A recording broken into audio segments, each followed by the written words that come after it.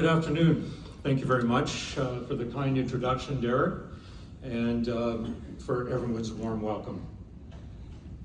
To say that I was surprised to receive this award would be a real understatement. I didn't even know that I was nominated, but I'm overwhelmed with the great recognition and deeply grateful to be here today accepting it.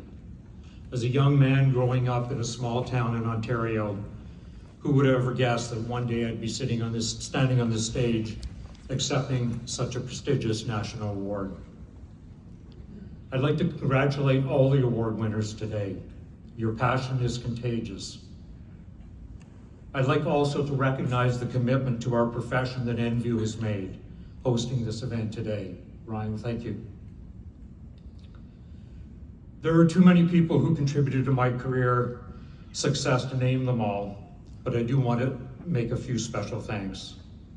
First, to those who saw my career as worthy of this award and nominated me for it. To the CGSA board for considering my nomination and choosing me to follow so many iconic past winners. To all my staff members, assistant superintendents, and equipment technicians over the years. To the many industry members who provided the support that I needed. To the mentors who believed in me. To my superintendent peers, to whom I'm forever grateful. To my parents who taught me so much. And last, but certainly not least, to my wife, Catherine. Her support has been invaluable. As an accomplished golfer, she appreciates great golf conditions. So she actually understands why superintendents work such crazy hours. I'd like to recognize three very special friends who traveled a long way to share this day with me. Andy Campbell flew over from St. Andrews, Scotland. And Mike and Joe Wallace flew up from Brevard, North Carolina. Andy was the chairman of BIGA, and Mike was the president of the GCSAA when I was the president of the CGSA, right in the same time frame. Along with Andy's wife, Claire, the six of us, and Catherine, of course, the six of us became great friends and have stayed so ever since. Andy, Mike, and Joe, would you stand up just to be recognized? Derek stole some of my speech here, but the largest part of my career was at Seymour Golf and Country Club, 28 years.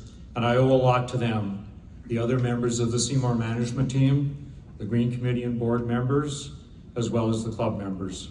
We achieved so much together. In every career, there is an element of luck. I was lucky to arrive at Seymour when and how I did.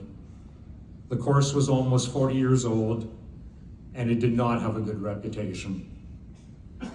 Although on a beautiful site, it suffered from poor construction and poor playing conditions. Previous superintendents had had little to work with. I was fortunate to have a good position in California at the time, and although I wanted to return to Canada, I was looking for the right fit. After touring Seymour, I told the hiring committee they should find someone else, someone who would be proud to be there. Probably not a recommended interview strategy.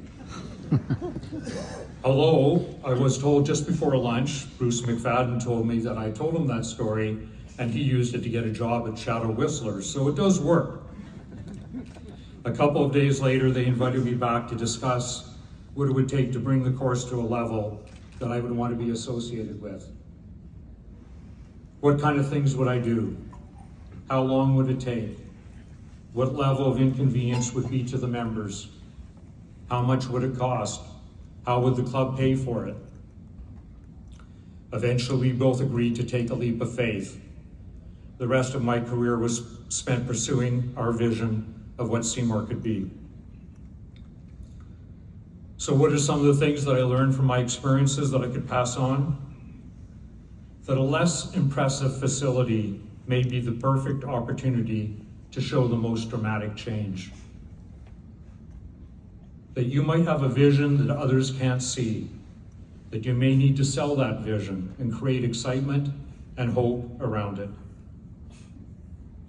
that there is power that comes with repeated successful projects, completed on time and on budget, each one meeting or surpassing member or owner expectations. That earning the trust of the decision makers that you're working with is an essential part of that process. That it's important to know when to push for the next step in your vision and when is not the right time. That you need to purposefully surround yourself with the most capable people and delegate meaningful challenges to them. That many small steps, all added together, can equal dramatic change. That networking with other course managers is an important part of the learning process. Everyone benefits. That continued learning is an essential part of your career. Staying open-minded, doing your research, performing due diligence, experimenting when appropriate. Lastly, I learned that you have the power to positively influence the staff who work with you, to help them become the best they can be, not just as employees, but as people. Today, we saw some of our peers being awarded for exceptional accomplishments in our industry. We all want to feel that we made a difference, but making a difference requires going the extra step, showing passion for what you're doing, being courageous at times, challenging yourself, putting your reputation on a line.